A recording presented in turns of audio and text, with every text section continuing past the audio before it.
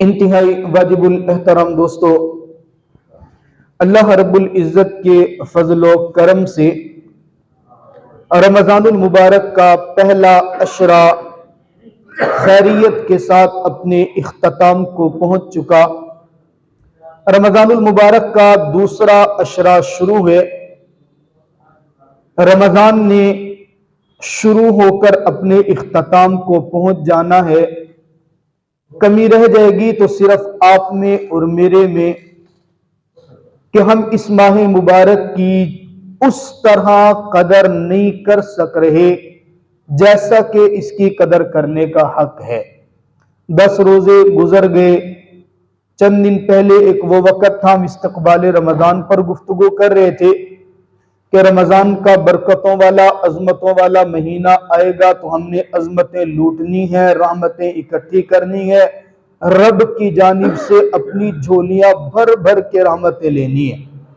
और आज हम बात कर रहे हैं कि रमज़ान का एक हिस्सा गुजर चुका, 2 हिस्से बाकी हैं।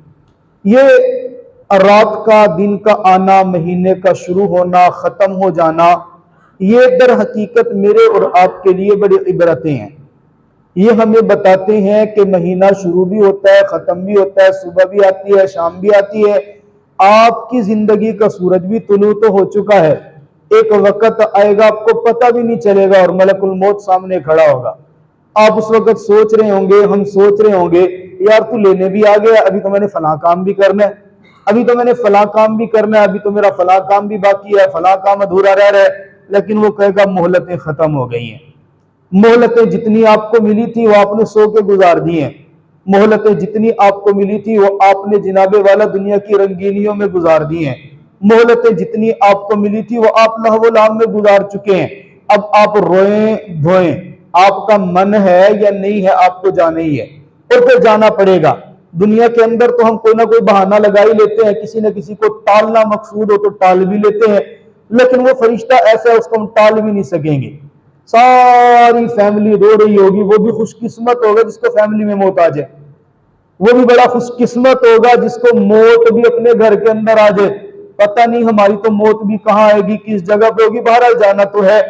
तो ये महीना हमें बता रहा है, मैं अपने बड़े जुनून के साथ जोश के साथ आया था, तुम्हें बता रहा था मेरे 3 अशरे हैं, एक अशरा मेरा गुजर गया, अब 2 बाकी हैं, इनकी कदर कर लो वरना खुदा की कसम वही हदीस मुबारक जो मैंने आपको पिछले जुम्मे सुनाई थी कि हदीस मिंबर है, मेरे पैगंबर ने फरमाया था ना, मेरे पैगंबर जब मिंबर के ऊपर कदम रख रहे थे तो आप अलैहिस्सलाम ने फरमाया आमीन, दूसरी पर कदम रखा तो फरमाया आमीन, तीसरी पर कदम रखा तो फरमाया आमीन। फरमाया या रसूलल्लाह, आज से पहले भी आप मस्जिद के अंदर आए थे, आपने ऐसे तो कुछ नहीं कहा, आज कोई नया हुक्म उतरा है? फरमाया नहीं, हुक्म नहीं उतरा, बल्कि जनाब जिब्रील अमीन ने बद्दुआ की है। और बद्दुआ की उस बदबख्त के लिए जिसने अपनी जिंदगी के अंदर अपने माँ बाप को तो पाया है लेकिन उनकी खिदमत करके अपने लिए जन्नत को हासिल न कर सका। बद्दुआ जनाब जिब्रील अमीन कर रहे हैं और मेरे पैगंबर आमीन उसके ऊपर कह रहे हैं। आप अंदाजा करें, वालिदैन की खिदमत ना करना उनको राजी न किया।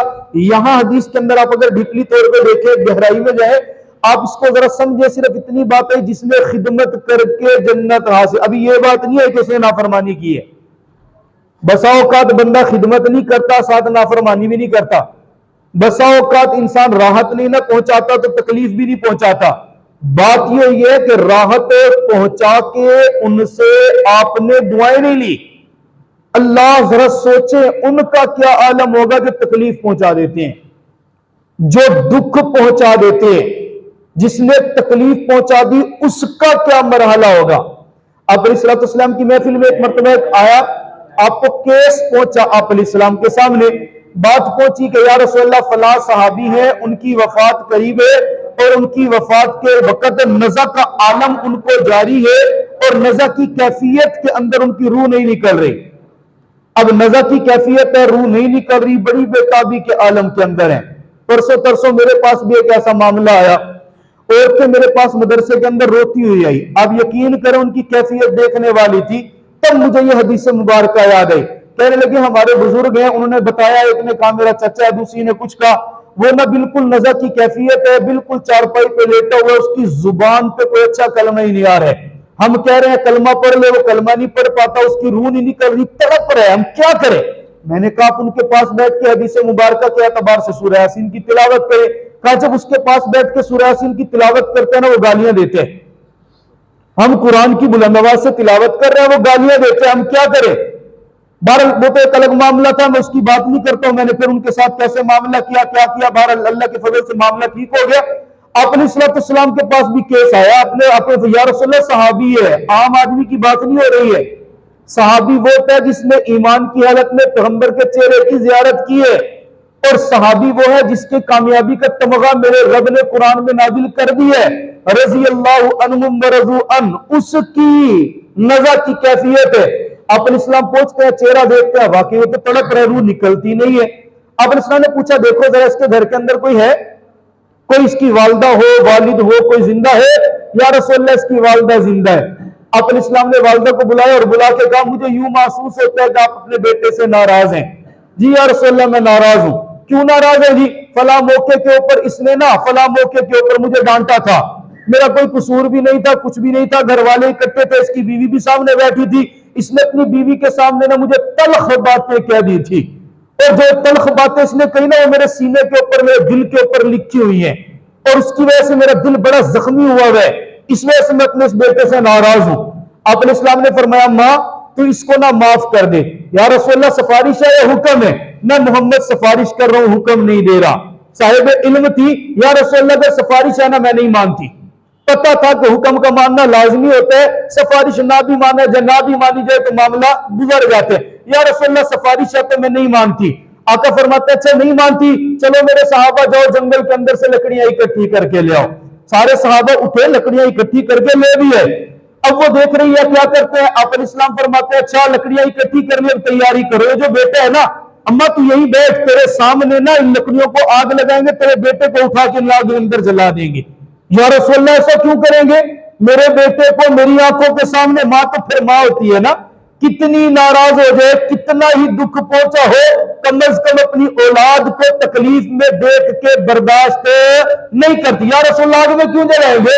एक तो उसकी रूह नहीं निकल रही है, दूसरा आप उठा के उसको आके, अम्मा मेरे तेरे रब का फरमान है, जिसने माँ बाप का दिल दुखाया, जिसने माँ को राजी नहीं ना किया, उसको मरने के बाद जहन्नम में जलना है। अम्मा तुझसे सिफारिश तो की अपने बेटे को माफ कर दे, तू माफ नहीं ना कर रही, इसने मरने के बाद भी तो आग में जलना है। चल तेरा सीना इसी तरह ठंडा होता है, मैं मोहम्मद अपने हाथ से उठा के उसको तेरे सामने आग के अंदर जला देता हूं। बस ये बात कहनी थी। पैगंबर का अज़्म मुसम्मम देखा, मां ने जब देखा ना फैसला तो टेलीफोन कर दिया, ना ना ना ना आका अगर बात यह है इसे कल मेरा रब मेरी नाराजगी की वजह से जहन्नम में जलाएगा, मैं आपको गवाह बना करके कहती हूं इसको रब की रजा के लिए माफ कर रही हूं। बस मां की जुबान से माफी का ऐलान निकलना था। यकीन कीजिए हदीस मुबारक में लिखा है, इधर से मां ने माफी की नीम बोली, उधर से मेरे रब ने आसानी से उसकी रूह को उसके बदन से निकाल दिया। अंदाजा करें ये वो जिसने मां को नाराज किया, और जिसके बारे में मेरे पैगंबर की हदीस बता रही है कि जिसने अपनी जिंदगी में मां बाप को दोनों को या दोनों में से किसी एक को जिंदा पा लिया और उसकी खिदमत करके फिर रब से जन्नत नहीं ना हासिल कर सका, जिनाबे जिब्रील अमीन फरमाते हैं उसके लिए हलाकत और बर्बादी हो। आका फरमाते हैं आमीन। इसने खिदमत नहीं की उसके लिए जो नाराज कर रहे। हमारे यहाँ आज खिदमत वाला तो रिवाज ही बहुत कम है, नाराजगी वाला तो बिल्कुल ठीक है। बीवियों की मोहब्बतों में आके माओ को डांटना एक फैशन बना हुआ है। बीवियों की मोहब्बत में मां को खींच देना, मां से अलग इख्तियार, वो एक अलग मामला है। अपने बीवी के हुकूक पूरे करने करे। अगर मां से कोई गलती हो भी गई है तो शरीयत ने उसको भी समझाने का अंदाज बताया है। जरूरी तो नहीं है बीवी के सामने खींचा जाए, तो जरूरी तो नहीं है बीवी के सामने बेइज्जत किया जाए, जरूरी तो नहीं है बीवी को मालकन बना के मां के सामने पेश किया जाए। आप बात के अंदर भी तो बात कर सकते हैं, समझाया जा सकता है। पैगंबर के सहाबी की रूह नहीं निकल रही है, मां को डांटने की वजह से मेरी और आपकी हालत ही क्या होगी। आका दूसरी सीढ़ी पे कदम रखते हैं, आप अलैहिस्सलाम ने दूसरी सीढ़ी पे कदम रखा तो जनाबे फरमाया आमीन। पूछा या रसूलल्लाह आप पहले तो कभी ऐसे कदम रखते थे तो आमीन नहीं कहते थे, आका फरमाता मैंने आमीन इसलिए कहा, जनाब जिब्रील अमीन ने कहा या रसूलल्लाह हलाक और बर्बाद हो जाए वो शख्स कि जिसकी जिंदगी में जिसके सामने आपका नाम मुबारक लिया जाए और उसकी जुबान पे सल्लल्लाहु अलैहि वसल्लम जारी ना हो। सब कह दे सल्लल्लाहु अलैहि। इसलिए उलमा फरमाते हैं जिस महफिल में पैगंबर का नाम लिया जा रहा है, पहली मर्तबा नाम सुन के दरूद पढ़ना वाजिब हो जाते हैं, और वाजिब का तारिक जो होता है ना वो गुनाहगार हुआ करता है। हाँ, दूसरी तीसरी मर्तबा वो मसनून है, मुस्तहब है, आप पढ़ेंगे तो सवाब आपके लिए, अगर नहीं पढ़ेंगे तो कोई हर्ज की बात नहीं है, लेकिन पहली मर्तबा पढ़ना वाजिब है। अब अंदाजा करें जनाब जिब्रील अमीन उसके लिए हलाकत की दुआ कर रहे हैं जिसने जिंदगी में पैगंबर का नाम तो सुना लेकिन दरूद नहीं भेजा। और तीसरे नंबर पर आका फरमाता जनाब जिब्रील अमीन ने कहा या रसूलल्लाह हलाक और बर्बाद हो गया वो शख्स जिसने अपनी जिंदगी में रमजान का महीना पाया लेकिन रमजान के महीने में इबादतें करके, रमजान के महीने में तिलावतें करके, रमजान के महीने में जिक्र अज़कार करके, रमजान के महीने में सदक़ात और खैरात करके अपने रब को राजी नहीं ना कर सका, जन्नत नहीं ना हासिल कर सका, हलाक हो जाए। आका फरमाते हैं आमीन। अंदाजा करें रमजान का एक हिस्सा मेरी और आपकी जिंदगी से गुजर गया, जिनको नहीं मिला वो तो नहीं मिला, वो तो दुनिया से चले गए, उनकी हम बात ही क्या करें। ये हमारी खुशकिस्मती हमें रमजान तो मिल गया ना। अब रमजान मिलके एक अशरा रमजान का गुजर भी गया, जरा सोच के इस अशरे के अंदर मैंने तरावी कितने दिन पढ़ी थी, कितने दिन नहीं पढ़ी। जरा सोचिए इस अशरे के अंदर मैंने तिलावत कितने दिन की थी और कितने दिन नहीं की। जरा सोचिए इस अशरे के अंदर मैंने कितनी बार रसूलुल्लाह की जात अक़दस पर दरूद पाक पढ़ा है या नहीं पढ़ा। जरा सोचिए इस अशरे के अंदर मैंने कितनी बार सुबह सहरी में उठ के तहज्जुद की नमाज पढ़ के अस्तगफिरुल्लाह की ज़रबे दिल पे लगाई या नहीं लगाई। जरा सोचिए इस अशरे के अंदर में मोहल्ले में कितने गरीब लोगों की इफ्तारी का सबब बना, कितने गरीब लोगों के पास में राशन लेकर गया, कितनों के साथ मैंने ताउन किया या नहीं किया। अगर नहीं किया तो दिन है, अभी 20 है, 20 है या 19 है, अभी तो वो भी नहीं, 18 है या 19 है, अभी दिन है, समझ जाइए। ऐसा ना हो कि वक्त गुजर जाए और फिर बाद के अंदर कफे अफसोस मलते रहें और फिर सिवाय अफसोस के कुछ भी नहीं होगा। मैंने अर्ज किया ना, जब आ गया ना मलकुल मौत, उसने तो सामने आके कह रहा है चल, और इतना भी नहीं कहेगा, ये चल भी किसी के लिए होता है। कोई बंदा होता है ना जी जिसने रब को राजी इतना किया, उसको आके वो कह देता है मैं आया हूं लेने के लिए। रसूलुल्लाह सल्लल्लाहु अलैहि वसल्लम के पास आए थे ना, तो नहीं कहा था आप अलैहिस्सलाम पैगंबर हैं, हाथ रखा था मलकुल मौत ने आके। आप अलैहिस्सलाम ने उस वक्त भी तकलीफ का एहसास कर दिया, जिब्रील जितनी तकलीफ देनी है ना मुझे दे ले, जितनी तकलीफ देनी है मुझे दे ले, मेरी उम्मत को ये मौत की सख्ती न पहुंचने देना। ये मेरा महबूब है।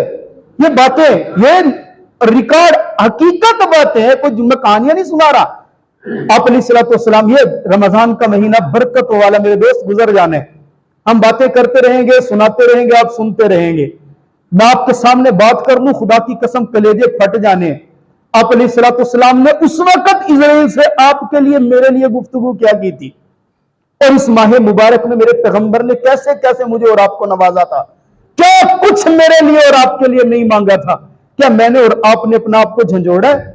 क्या मैंने और आपने पैगंबर की उन दुआओं की लाज रखी है?